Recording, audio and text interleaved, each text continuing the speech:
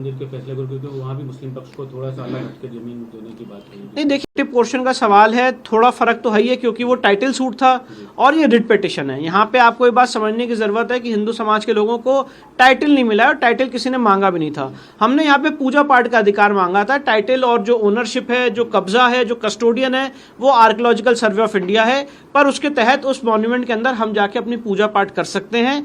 और जो उनकी वहां पे नमाज अदा होती थी मुस्लिम पक्षकारों की, कोर्ट ने उसके लिए कहा है कि वो एक मस्जिद अगर लेना चाहते हैं तो उसके लिए ऑल्टरनेट लैंड ले। तो राम मंदिर से थोड़ा बहुत मिलता जुलता है, पर अगर लीगल पार्लेंस में बात करें तो बहुत सारी इसमें भिन्नताएं भी हैं। सर, मुस्लिम पक्ष ने धार कोर्ट में भी सिविल सूट लगाया था जी, उसका कोई देखिए औचित्य नहीं होता है, क्योंकि सिविल सूट से आप हाई कोर्ट की प्रोसीडिंग्स को बाधित नहीं कर सकते, ना प्रतिबंधित होती हैं। ये रिट जुडिक्शन है और इसमें जो आर्कियोलॉजिकल सर्वे ऑफ इंडिया का एक्शन था 7 अप्रैल 2003 का, वो अंडर चैलेंज था। इसलिए सिविल सूट फाइल करने से हाई कोर्ट की जो अधिकार है, हाई कोर्ट की जो पावर्स हैं, वो खत्म नहीं होती। मुस्लिम पक्ष ने फैसला आने से पहले कहा था कि अगर उनके खिलाफ फैसला आता है तो वो सुप्रीम कोर्ट या बिल्कुल सुप्रीम कोर्ट वो जाएं, उनका अधिकार है, और सुप्रीम कोर्ट में उनका स्वागत हम लोग भी वहां पे करेंगे और वहां पे हम लोग भी सुप्रीम कोर्ट में मौजूद रहेंगे और अपनी बातें कोर्ट के सामने सुप्रीम कोर्ट में भी तर्क के आधार पर जैसे हाई कोर्ट में रखी वहां पे भी लड़ेंगे। सर, एक आखिरी सवाल पूछ रहा हूँ, इसमें एक क्या मुख्य चीज थी जिस पर हाई कोर्ट ने ये फैसला पूरा किया? सबसे इंपॉर्टेंट इसमें जो केंद्र बिंदु बना और जो हाई कोर्ट ने आज जजमेंट प्रोनाउंस किया, उसमें हाई कोर्ट ने बात कही कि जो आर्कियोलॉजिकल सर्वे की रिपोर्ट है और एएसआई एक साइंस है जो राम मंदिर के केस में भी होल्ड की गई है, और एएसआई ने अपनी रिपोर्ट में स्पष्ट किया है कि ये पूरी जगह एक हिंदू मंदिर का परिसर रहा है। तो इस फैसले का बहुत बड़ा आधार जो एएसआई का हमने पूरा सर्वे कराया था 98 डेज का, जो सुप्रीम कोर्ट से भी जो ऑर्डर कटा नहीं, तो वो एक बहुत बड़ा इस पूरे मामले में पहलू रहा, जिसके आधार पे, और साथ ही साथ बहुत सारे हमने बुक्स, हिस्टोरिकल रेफरेंसेस का वर्णन भी किया था अपनी बहस के दौरान। तो ये कुल मिला के सारी चीजें आज के फैसले में एक बहुत महत्वपूर्ण बिंदु रही। लेकिन एएसआई के सर्वे को इन्होंने चैलेंज किया था मुस्लिम पक्ष ने, क्योंकि उन्होंने कहा कि मूर्तियों के नीचे सिगरेट पाउच और प्लास्टिक की बोतलें निकली जो उस जमाने में नहीं हुआ करती। हाँ, तो उस जो आप जो बात कह रहे हैं उस आर्गुमेंट को कोर्ट ने खारिज कर दिया है। और जो खुदाई हुई थी यहाँ पे, जिस तरह से सर्वे किया गया था, कोई खुदाई तो नहीं हुई थी यहाँ पे, जिस तरह से सर्वे किया गया था, उस सर्वे में एएसआई ने बहुत ही साइंटिफिक आधार पे ओम सरस्वते नमः, गणेश जी नमः, ऐसे करके जितने चिन्ह मिले हैं, जो शिलालेख मिले हैं, जो खंबे मिले हैं, एएसआई ने स्पष्ट रूप से लिखा है कि ये सारे शिलालेख, ये सारे खंबे हिंदू मंदिर के हैं। यहाँ पे पूर्व में एक हिंदू मंदिर का परिसर था और उसी पे तथाकथित एक मेहराब और अलग अलग स्ट्रक्चर बनाने का काम किया गया। कार्बन डेटिंग का भी उन्होंने बोला था कि कार्बन डेटिंग नहीं करी मुस्लिम पक्ष ने। हाँ, तो कार्बन डेटिंग तो यहाँ पे देखिए, जिस तरह से पूरा एएसआई का सर्वे हुआ है 98 डेज का, उसकी मैं आपको बताना चाहता हूँ, वीडियोग्राफी की गई है और वीडियोग्राफी की गई थी, दोनों पक्षकार वहां पे मौजूद थे, और इसलिए एएसआई ने कोई भी ऐसा काम नहीं किया। मैं आपको बताना चाहता हूं, ऑनरेबल सुप्रीम कोर्ट का भी इस मामले में फैसला आया था 21 अप्रैल का, जिसमें सुप्रीम कोर्ट ने कहा था कि आप कोई भी ऐसा काम नहीं करेंगे जिससे इस जगह का चरित्र को बदला जा सके। और एएसआई ने ऑन रिकॉर्ड एफिडेविट भी दिया अपने रिपोर्ट में कि हमने कोई ऐसा काम नहीं किया इस पूरे परिसर में जिससे यहाँ का चरित्र बदले। तो सारा काम कानून के अनुरूप, लॉ के अनुरूप, सेक्शंस के अनुरूप, ऑर्डर 26 रूल 10A के अनुरूप, सेक्शन 16 के अनुरूप हुआ है। हाई कोर्ट और सुप्रीम कोर्ट के आदेश के अनुपालन में हुआ है, कहीं भी किसी ढंग से कोई वायलेशन नहीं है। और इसलिए जो मुस्लिम पक्ष का ऑब्जेक्शन था एएसआई रिपोर्ट को लेके, उसको भी कोर्ट ने खारिज किया है और एएसआई रिपोर्ट को कोर्ट ने एक्सेप्ट किया। एएसआई के ही उसमें रिपोर्ट के आदेश था जो 2003 वाला आप बता रहे हैं, जिसको क्वेश किया गया है? नहीं, जी बिल्कुल, ये एएसआई का ही ऑर्डर था 7 अप्रैल 2003 का नमाज का, जिसको आज हाई कोर्ट ने निरस्त कर दिया। ये क्या था? 7 अप्रैल 2003 का ऑर्डर था जिसमें मंगलवार को हिंदू पक्ष को यहाँ पे पूजा पाठ का अधिकार दिया गया था, और इसी जगह पे मुस्लिम पक्षकारों को 7 अप्रैल 2003 के आदेश से हर फ्राइडे को नमाज पढ़ने का ऑर्डर दिया गया था, और बसंत पंचमी के दिन हिंदुओं को यहाँ पे पूजा पाठ का अधिकार दिया गया था। तो आज जो, हाँ, बोधशाला कॉम्प्लेक्स की बात हो रही है, वंस इन अ वीक, हाँ, ये हर हफ्ते का अरेंजमेंट था। मैंने बताया तो, मंगल को पूजा, फ्राइडे को नमाज, बसंत पंचमी में एक्सक्लूसिव राइट ऑफ वर्शिप हिंदुओं का, ये ऑर्डर था। तो उसमें जो नमाज अदा करने का आदेश है, कोर्ट ने उसको आज खारिज कर दिया। इसका मतलब ये है कि अब हमें वहां पे पूजा पाठ का अधिकार पूर्ण रूप से मिल गया। Thank you so much.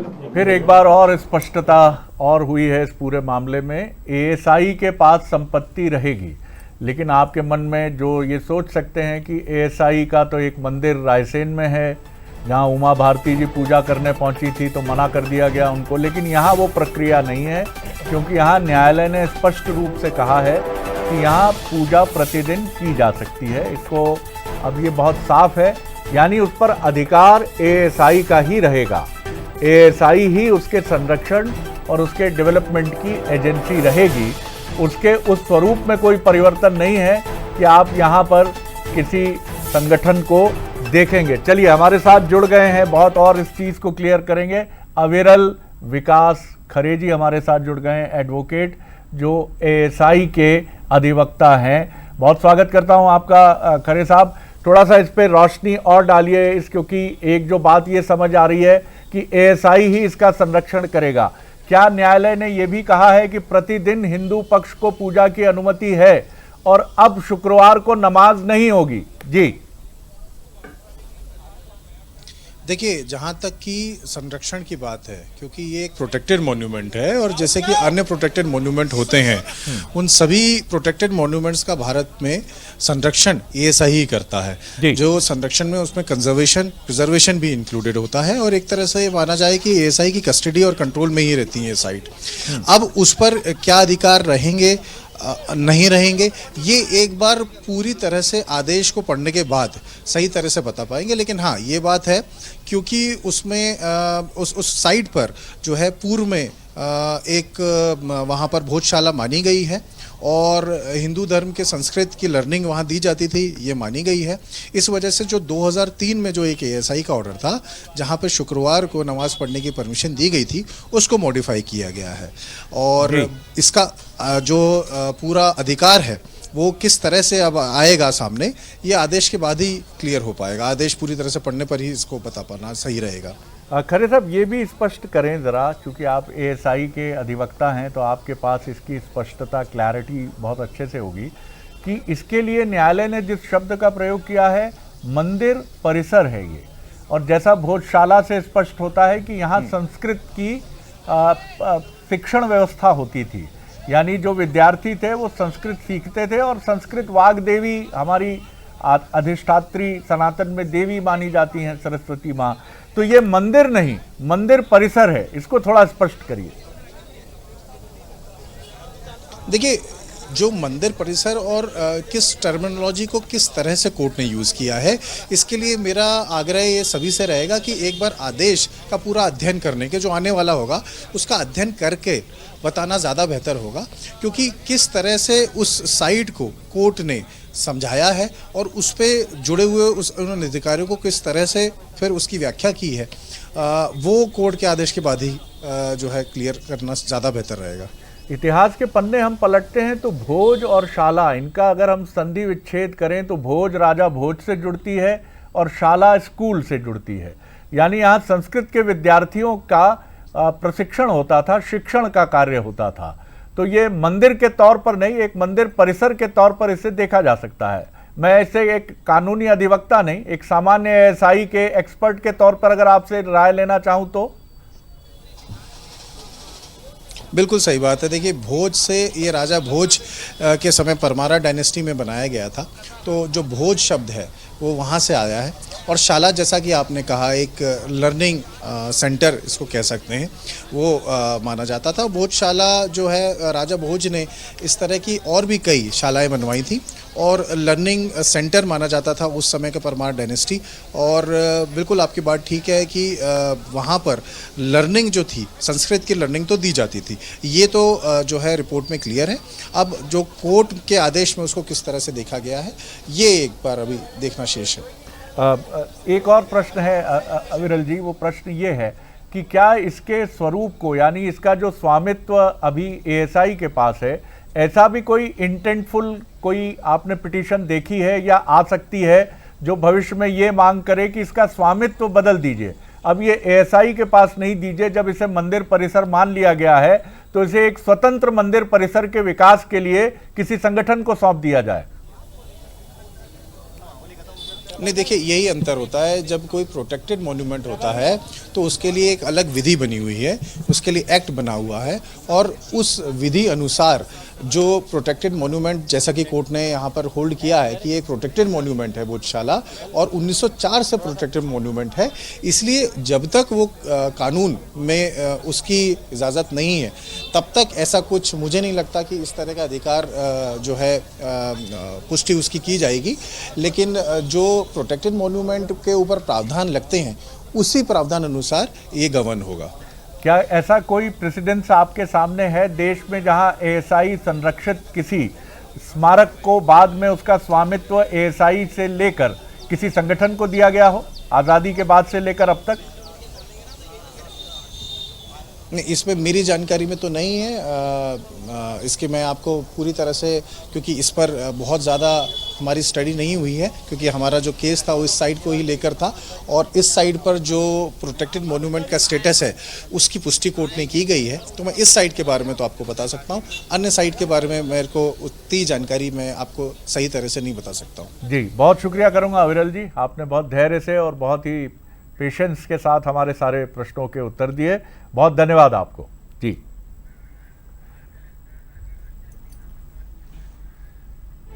Jaya, तो इंदौर हाई कोर्ट का ये बहुत बड़ा फैसला है और तमाम पक्ष इस पर अपनी बातें रख रहे हैं। तकनीकी पक्ष भी आप जानने की कोशिश कर रहे हैं। धार कलेक्टर से हमारे सहयोगी दीपक चौहान ने बात की है, वो भी आप सुन रहे हैं।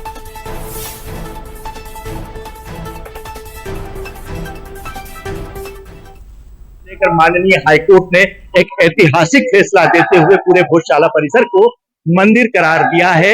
इस फैसले के बाद धार में कानून व्यवस्था की क्या स्थिति है, भोजशाला में अगली स्थिति क्या होगी, उन सब मामलों को पर बात करने के लिए हमारे साथ है धार कलेक्टर राजीव रंजन मीणा जी। सर, हाईकोर्ट का महत्वपूर्ण फैसला आ चुका है, क्या अगला स्टेप रहेगा प्रशासन? सबसे महत्वपूर्ण अभी जो है कि शहर में जो अपनी शांति व्यवस्था बनाए रखना है, उसके लिए जो सभी जो हमारे एग्जीक्यूटिव मजिस्ट्रेट और पुलिस बल मुस्तैद है और जो पेट्रोलिंग लगातार चल रही है और सभी नागरिकों से भी अपील की जा रही है कि वो शांति व्यवस्था बनाए रखने में सहयोग करें। कोई भी स्थिति ऐसी मतलब जिसमें भ्रामक या कोई भी ऐसी खबरें पर ध्यान न दें और लगातार कोशिश है कि हम जो वो निरंतर प्रयास रहेंगे कि शांति व्यवस्था बने। सर, फैसले के बाद क्या स्थिति बनने वाली, कब से ये फैसला लागू होगा और उसकी क्या रूपरेखा होगी? अभी तो मुख्य जो हमारा कार्य है कि हम जो आप देख रहे हैं कि शहर में जो शांति व्यवस्था बनाए रखें उसके हिसाब से हम आगे की तैयारी। तो ये थे कलेक्टर साहब जो बता रहे हैं कि फैसले के बाद सबसे पहली प्राथमिकता शहर में कानून व्यवस्था बनाए रखना है। फैसले का पालन कब से होगा, फैसले के निर्णय के बाद क्या स्थितियां यहाँ पर भोजशाला में निर्मित होगी, उस पर बाद में विचार किया जाएगा। प्रशासन की सबसे पहली प्राथमिकता शहर में कानून व्यवस्था बनाए रखना है। बंसल न्यूज के लिए दीपक सिंह चौहान जी, बहुत इम्पोर्टेंट बात है। दीपक ने, हमारे साथी ने बात की, कलेक्टर राजीव रंजन मीणा जो धार कलेक्टर हैं। तमाम चीज़ें बहुत एहतियातन हैं, बहुत एहतियात से हम कोशिश करेंगे कि जो विष्णु शंकर जैन जो इसमें हिंदू पक्ष के मुख्य याचिकाकर्ता हैं उनसे भी हम चर्चा करने की कोशिश करेंगे हमारे साथी। चलिए एक नज़र डालते हैं इससे पहले कि हम फिर लौटें पैनल की तरफ। बीजेपी प्रदेश कार्यालय चलते हैं जहां हमारे वरिष्ठ साथी मनोज मौजूद है। ओवर टू यू मनोज, किस तरह का माहौल है बीजेपी कार्यालय में?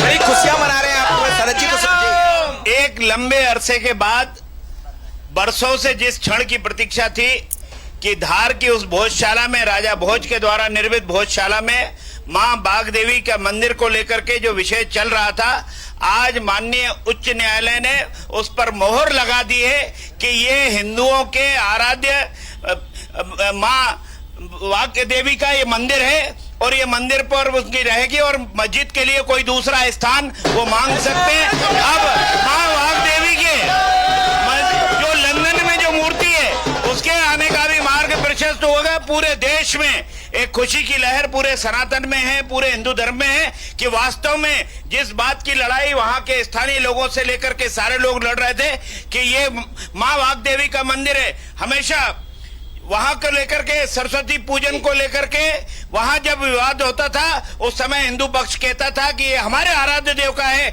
इसलिए चाहे वहां पर एएसआई उसका निरीक्षण कर ले, परीक्षण कर ले। और आज उच्च न्यायालय ने इस पर मोहर लगा दी कि ये हिंदुओं के आस्था का केंद्र है, इसलिए वहां पर हम स्वतंत्र होकर के हिंदू समाज जा सकेगा, वहां पूजा अर्चना कर सकेगा और वहां पर निर्बाध रूप से हमेशा वो मंदिर खुला रहेगा। कोई बाध्यता नहीं होगी, कोई स्थान का आवंटन को लेकर के जो विवाद बनता था वो भी नहीं होगा।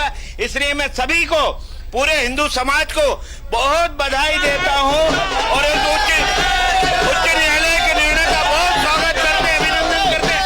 इसलिए हम मिठाई बांट करके और आज उत्सव मना रहे हैं और सभी लोगों को बहुत तस्वीरें आप देखिए, उत्सव मना रहे हैं, एक हाथ में मिठाइयां हैं, मिठाई खिलाते हुए। और ये तस्वीरें आप देख सकते हैं, भगवान दास सागनानी के पगड़ी के हैं। भारतीय जनता पार्टी के तमाम सारे नेता उत्साहित हैं और ये तस्वीरें बताती है कि जो वर्षों का इंतजार था वो खत्म हुआ। और ये तस्वीरें शायद बहुत कुछ कहती है कि इंतजार भी खत्म हुआ है और बाग देवी का जो मंदिर है, अब भूतवाला का मंदिर है, बाग देवी का मंदिर ही चला है। और देखिए बड़ा फैसला जो ऐतिहासिक, तो ये ऐतिहासिक फैसला जो आया है धार भोजशाला को लेकर। उसके बाद आपने बीजेपी कार्यालय की भी तस्वीरें देखी, यहाँ पर सिलसिला शुरू हुआ है, उत्सव जैसा माहौल, मिठाई खिलाई जा रही है। विधायक को भी आप सुन रहे थे जो ये कह रहे हैं कि ऐतिहासिक फैसला और अब हिंदू पक्ष को यहाँ पूरी तरह से केवल एक दिन नहीं बल्कि पूर्ण रूप से पूजा का अधिकार मिल गया है। मनोज जी हमारे साथ जुड़े थे, बहुत धन्यवाद आपका सर, ये तस्वीरें हम तक पहुंचाने के लिए। और मेहमान लगातार हमारे साथ बने हुए हैं। एक बार फिर से मेहमानों का रुख करते हैं। इमरान खोखर जी, अब से कुछ देर पहले आप कुछ अपनी बात कहना चाह रहे थे और अयोध्या का जब मामला सामने आता है, क्योंकि आज जो फैसला आया है उसमें अयोध्या का भी जिक्र हाई कोर्ट की ओर से हुआ है। अयोध्या मामले का इकबाल अंसारी की आज याद आती है जो उस वक्त अयोध्या मामले में प्रमुख वादी के तौर पर थे, लेकिन जब सुप्रीम कोर्ट ने फैसला दे दिया तो उसके बाद उन्होंने इस फैसले को स्वीकार भी किया और आज उस वक्त में हिंदू मुस्लिम एकता की एक बहुत बड़ी मिसाल भी पेश की गई थी। देखिए जया जी, हम खुद भी एक कंपोजिट कल्चर का प्रोडक्ट हैं। We are living in a country जहाँ पर कई सारे धर्म हैं, जातियां हैं, समुदाय हैं, कल्चर हैं, ट्रेडिशंस हैं। हम सभी उनका सम्मान करते हैं और करना चाहिए एक रिस्पॉन्सिबल सिटीजन के तौर पर। लेकिन जब बाबरी मस्जिद का फैसला आया था तो मैंने एक शेर खुद ही लिखा था, मुझे वैसे तो लिखना याद नहीं है, एक छोटा सा आदमी हूं, कि हो तुमको मुबारक नया आशियाना ए राम, हो तुमको मुबारक नया आशियाना ए राम, मेरे लिए तो पूरी दुनिया ही मस्जिद है एहतराम।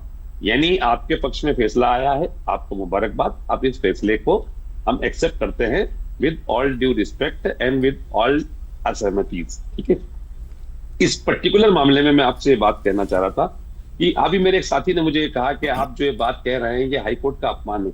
देखिए, high court is high but not infallible.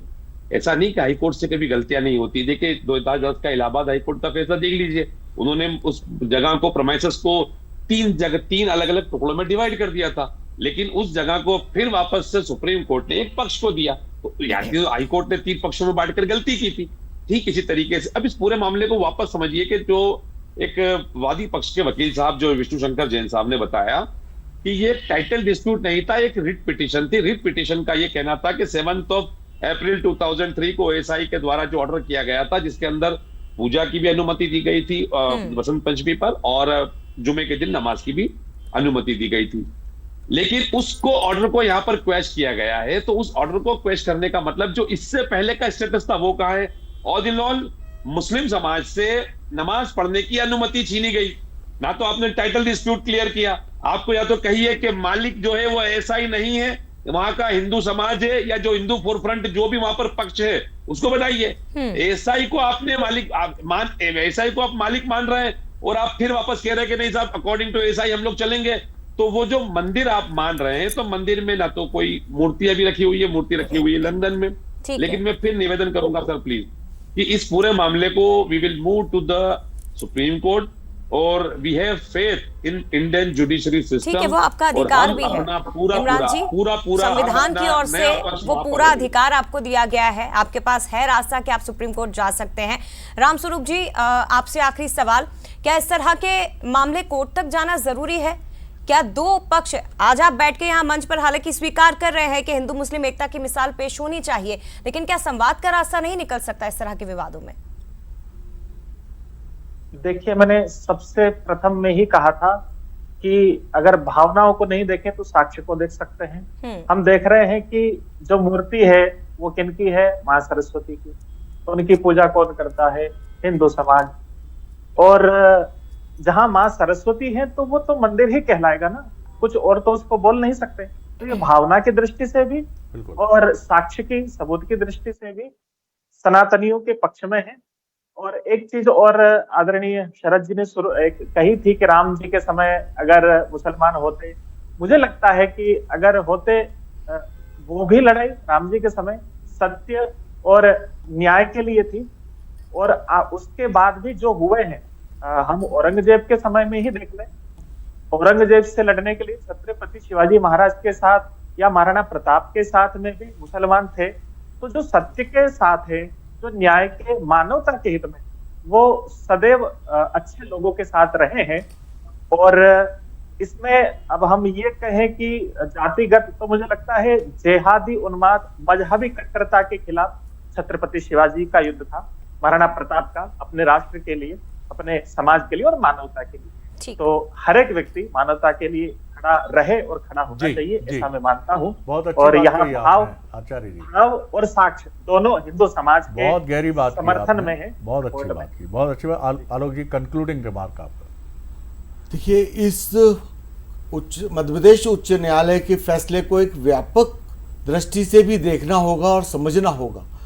ASI के 2000 पन्नों की रिपोर्ट में उसके कंटेंट पे नजर डालिए कि वहाँ के शिलालेख, वहाँ का हवन कुंड, वहाँ की कीर्तिमुख, वहाँ के अवशेष, वहाँ के जो भी संस्कृति का अध्ययन केंद्र था राजा भोज के जमाने में, उन चीज़ों को मान्यताएं दी गई हैं। तो ये मान्यताओं की प्रामाणिकता को भी ये आदेश प्रमाणित करता है। और यही हर देश में अन्य स्थानों पर भी जिस प्रकार से धार्मिक स्थलों के विवाद चल रहे हैं, यदि वो इस फैसले की व्यापकता को समझेंगे तो उन अमनो अमन से मिल बैठकर इस बात का हल निकल सकता है कि मान्यताएं किस पक्ष में है, मान्यताएं क्या कहती हैं। वो वहां पर उसके प्रमाण हैं, अवशेष उसके दिखते हैं। इसमें आर्कियोलॉजिकल सर्वे कराना और एक प्रक्रिया से गुजरना एक अपनी जगह कानूनन चीज हो सकती है, लेकिन ये हर पक्ष, हर व्यक्ति देख सकता है। श्री गणेशाय नमः का सीधा अर्थ है कि ये सनातन मान्यताओं की विषय वस्तु है और उसको फॉलो करने के लिए, और इन्हीं बातों को, इन मान्यताओं को ध्यान में रखते हुए जो फैसला आया, ये इसका असर बहुत व्यापक होगा और ये हर पक्ष को समझना चाहिए। लेकिन ये भी है जो बात इमरान साहब ने भी कही और जिसको सुप्रीम कोर्ट ने भी कहा है कि हर जगह इस तरह की चीज़ों को नहीं देखा जाना है। और जो ऐसे विषय भी हैं, क्योंकि अगर इन सारी चीज़ों को हम पीछे लौटने की कोशिश करेंगे तो बहुत सारी चीज़ें होंगी। और इमरान साहब, आपने एक शेर पढ़ा था, मैंने कहीं पढ़ा था कि गुरु नानक साहब एक बार जब रात्रि में विश्राम कर रहे थे, वो मुग़ल सल्तनत के कुछ सिपाही आए और उन्होंने कहा, ए नादान फ़कीर, तूने जिस तरफ पैर किए हैं वो पवित्र काबा की दिशा है। तो गुरु नानक साहब मुस्कुराए, उन्होंने कहा, ठीक है, मेरे पैर उस तरफ कर दें जिधर पवित्र काबा ना हो। अब वो हैरत में पड़ गए कि कहाँ करें। तो ईश्वर जब सब तरफ है, कण कण में है, यही सनातन कहता है। और यूट्यूब पर एक बड़ी सुंदर सी वीडियो फिल्म है जिसमें एक मौलाना साहब से गुजारिश करता है एक बच्चा कि मेरे दादाजी के श्राद्ध का भोजन कर लीजिए। तो वो कहते हैं कि मैं नहीं कर सकता, पंडित के पास जाओ, वहाँ जाकर भोजन कराना चाहिए, मैं तो मुसलमान हूँ, मैं नहीं कर सकता इसको। वो बड़ी जिद करता है, कहता है कि आप तो कहते हैं ईश्वर सब तरफ है, तो क्या ईश्वर मंदिर में नहीं है? आपका ईश्वर मंदिर में नहीं है या मस्जिद में वो ईश्वर नहीं है? सवाल ये भी है कि हम इन सवालों से जब जूझें कि आज दार भोजशाला का फैसला क्या हुआ, तो उन सनातन सवालों को, इटर्नल क्वेश्चंस को न भूलें, जो इस्लाम में भी हैं, जो सनातन में भी हैं, जो गुरु ग्रंथ साहिब में भी हैं और जो बाइबल में भी हैं। बहुत शुक्रिया करूंगा मैं आप सभी का कि आपने एक बेहद संजीदा मसले पर बहुत अदब से, बहुत सलीके से और बहुत ही रिस्पॉन्सिबिलिटी से बात की। और यही एक डेमोक्रेटिक और एक विशाल देश की ताकत और स्ट्रेंथ है। बहुत बहुत धन्यवाद आचार्य जी आपका, आलोक जी आपका बहुत शुक्रिया, बहुत बहुत शुक्रिया। Over to you Jaya. निश्चित तौर पर तो देखिए, लंबे इंतजार के बाद धार भोजशाला का फैसला आ चुका है, खत्म हो चुका है इंतजार। मंदिर परिसर बताया गया है कोर्ट की ओर से, लेकिन अब परीक्षा की घड़ी देशवासियों के लिए है, हम सभी के लिए है कि हम भी उसी तरह का परिचय दें जो हमने अयोध्या में दिया था या इस तरह के बाकी विवादित स्थलों को लेकर दिया है। शरद जी बिल्कुल ठीक बात है, और बने रहिए बंसल न्यूज़ पर। खबरों का सिलसिला लगातार जारी है, जिसमें आज की देश की ये सबसे बड़ी महत्वपूर्ण खबर भी बेहिचक शामिल होगी। नमस्कार।